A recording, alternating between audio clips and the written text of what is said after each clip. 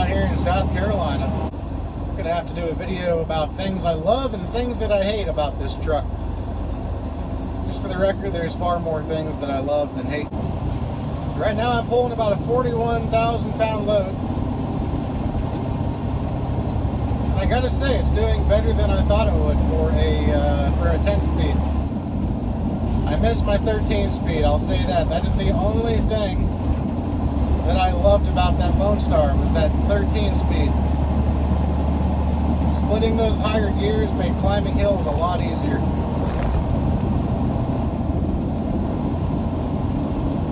But this does alright, and it gets far better fuel mileage while doing it, so I'll take that.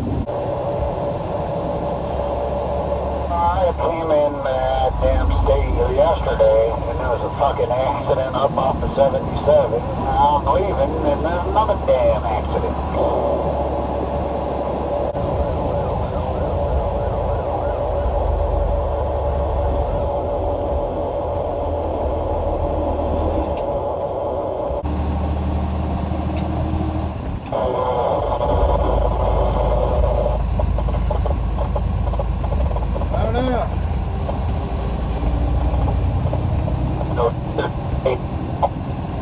Car on the left there, he hit the guardrail, it looks like, or the concrete barrier.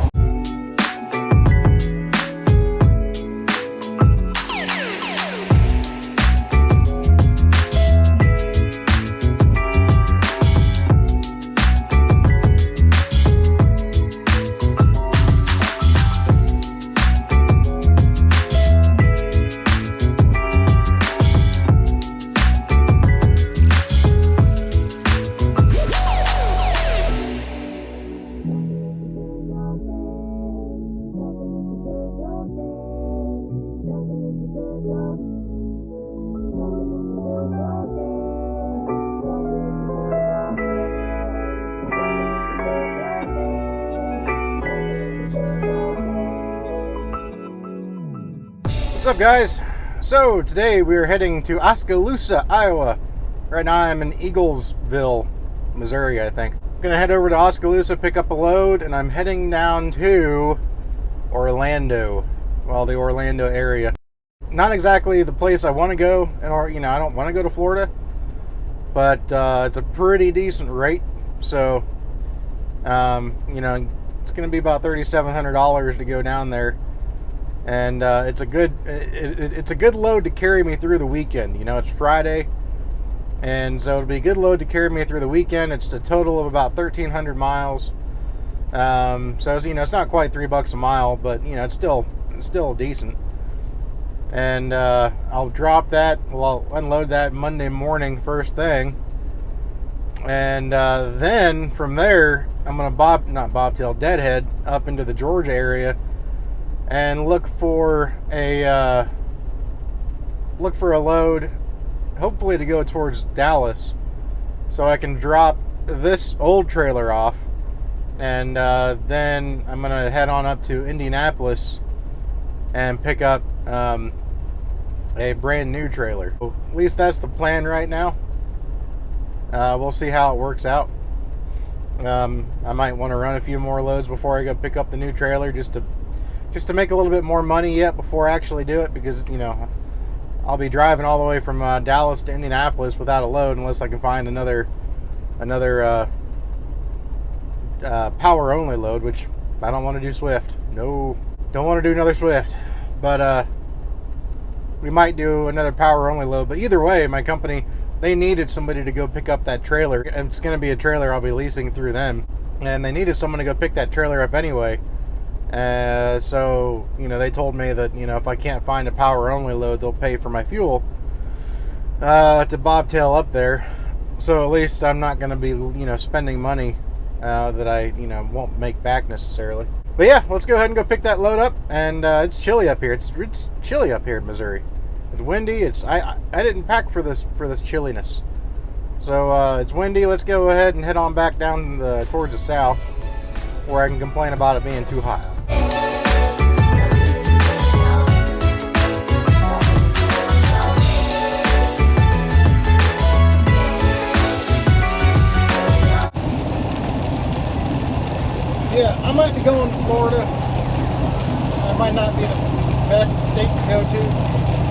But judging by this cold, damp weather up here in Iowa, I'm looking forward to heading back south.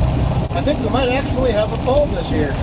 Last year, we just completely skipped fall. We went from ridiculously hot summer to ridiculously cold winter in the matter of about a day or two. Time for a walk. Been trying to go on these walks every day.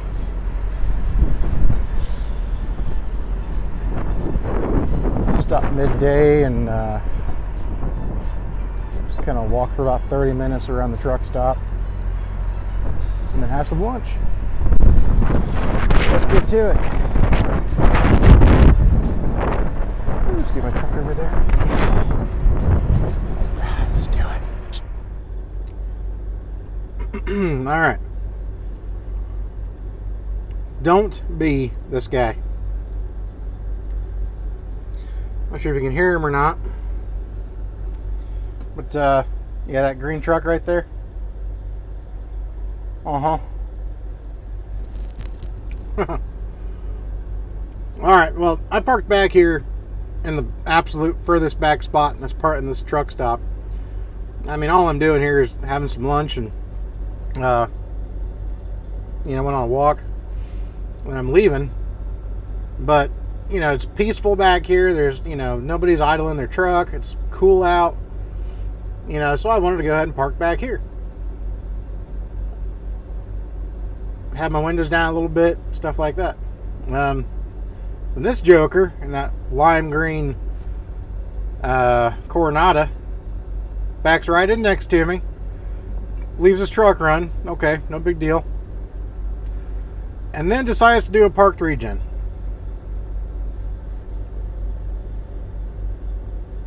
Let me show you how many spaces he had to choose from, so he didn't have to park right next to somebody. Let me just show you. All that space out there.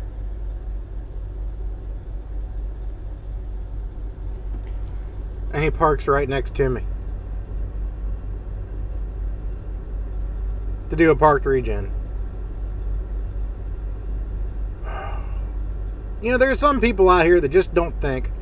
They just don't use common sense. It was bad. When I was pulling reefer, I'd have guys leave and move like 3 or 4 spots, away from me because they didn't like the sound of the reefer. But I wouldn't park next to them if I didn't have to. But, they, there'd be very few spots here and there. No matter where I parked, I'd be parking right next to somebody. I couldn't park out of the way sometimes. But a reefer is not as obnoxious as a truck doing a regen. And it's just super annoying. I'm not going to be here long, but dude, why did he not just park in one of the many spaces that was not near anybody? That's one of my pet peeves out here, guys. Just use a little self-awareness. If you're going to be extra loud with your truck, if you got to do something that is louder than it's, normally operating at,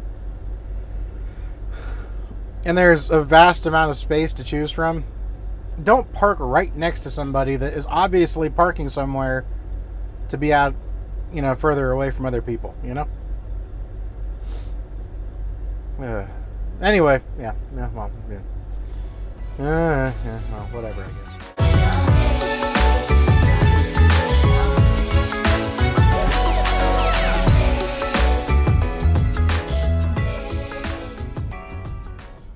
Tell you what, man, I'm here at this pilot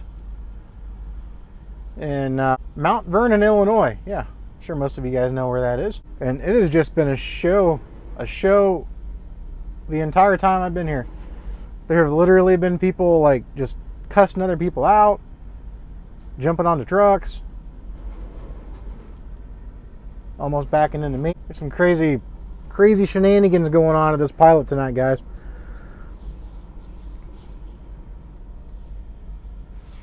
Anyway, this is kind of funny. A couple days ago, I was in Columbia, South Carolina, picking up a load that came up here to Excelsior Springs, Missouri. they had just given somebody a door, and he backed into this door. And then about 5 minutes later, they call me and say, go ahead and back into door 13. I say, okay. So anyways, there's this guy kind of standing outside the front of his truck. Looked like he was making all kinds of like waving motions. Looked like he may have just been very enthusiastic about something on his phone. I wasn't really sure. Looked like he was talking into his Bluetooth headset. Just kind of standing outside the truck.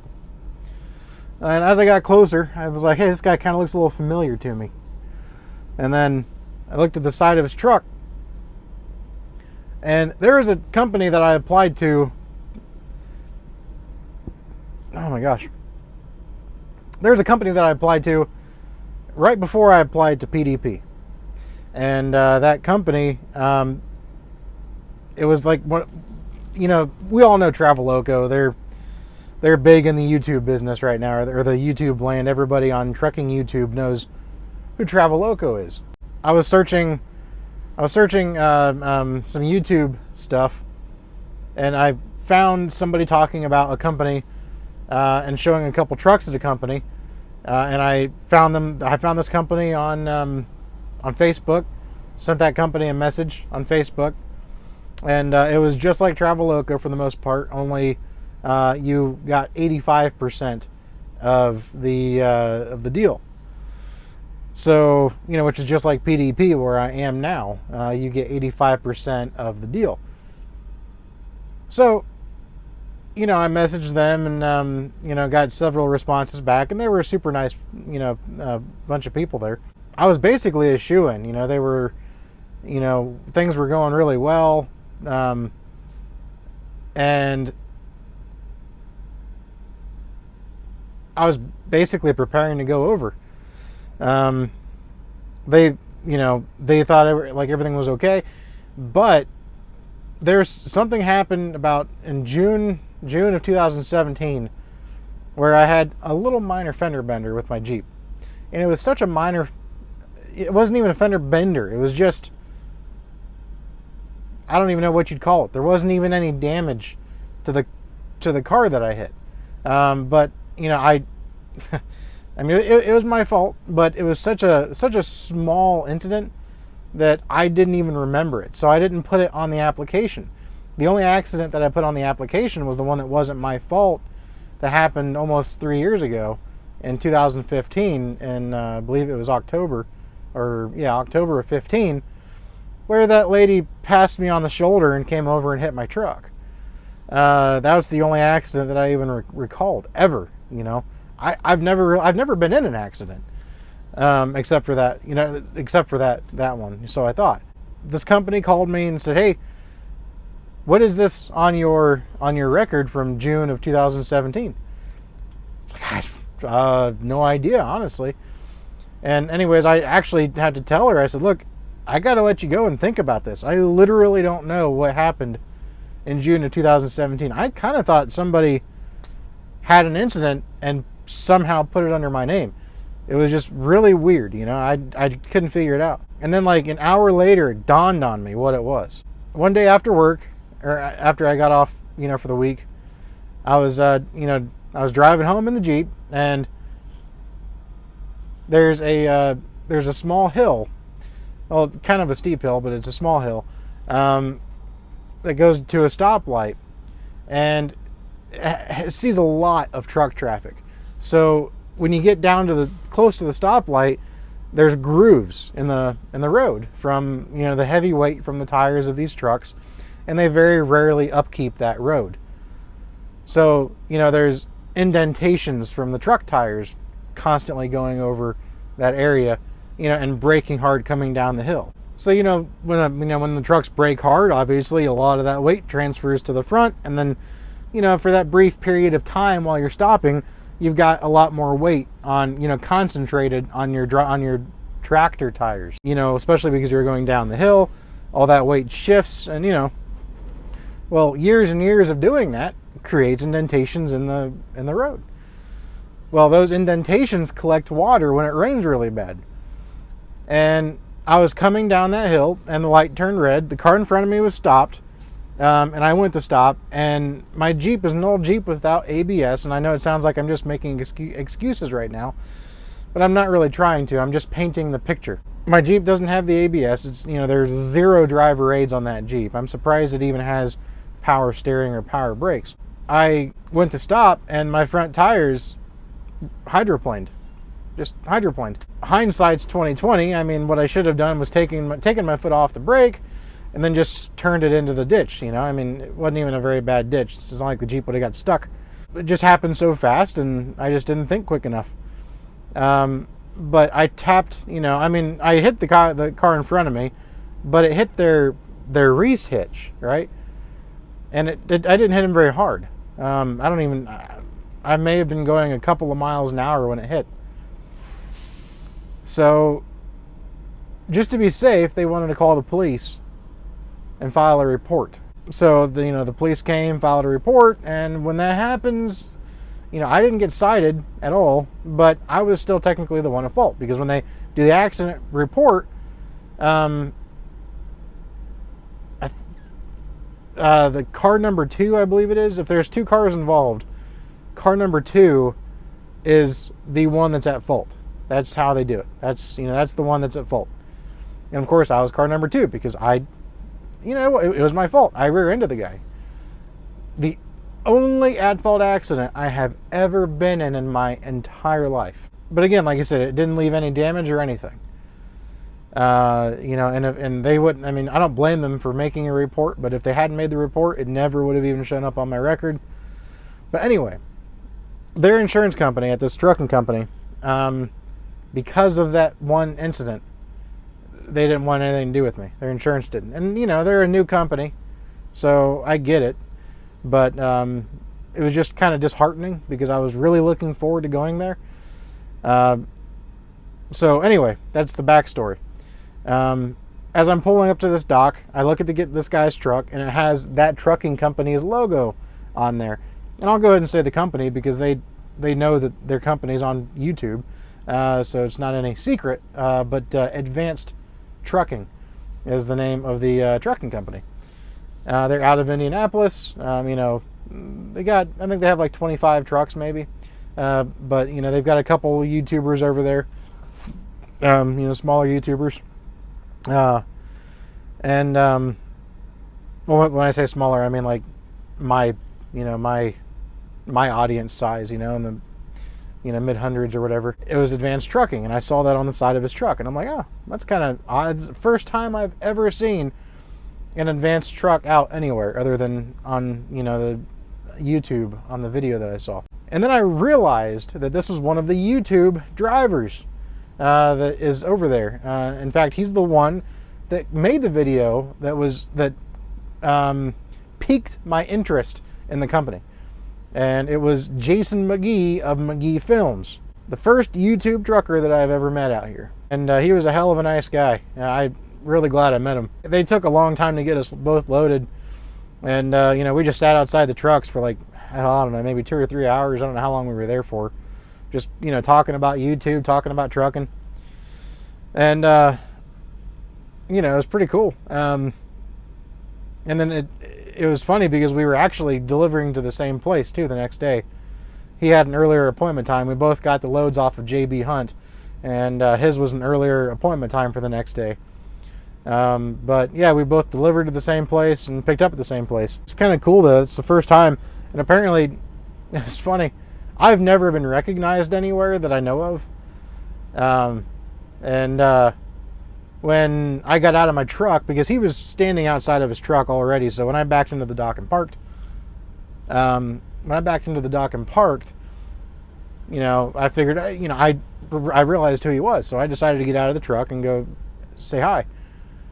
And then he told me that he was on the phone with, I think he was on the phone with CPAP. Another YouTube trucker that works at Advanced Trucking. He was telling me that he was talking to him on the phone, and he was like, I know that truck from somewhere. And then he said he was scrolling through his subscribed to list on YouTube, and then realized who it was, and it was like, oh, it's the Friendly Grumpy Trucker, So it was just kind of funny. Like I said, I've never been recognized anywhere, and I never expected to be. I think I've got about 500 subscribers, maybe 506. But yeah, so that was kind of cool, kind of humbling. He turned out to be an awesome dude. I mean, like I said, that company would have been a great company. But I'm very glad that I came here. PDP kind of seems, I've never seen anybody talk about PDP on YouTube. So, it's a little bit bigger than Advanced Trucking. I think we have about 56 trucks right now. I think their goal is to hit around 64 by the end of the year. Like I said, things worked out for the best, And ironically too, McGee and I are both going to the same area. We're both going down somewhere near Orlando. He picked up a load going to the Orlando area, and I just happened to pick up a load that's going to the Orlando area. But anyways, guys, with all that said, I'm going to get off here and go to bed and finish editing this one.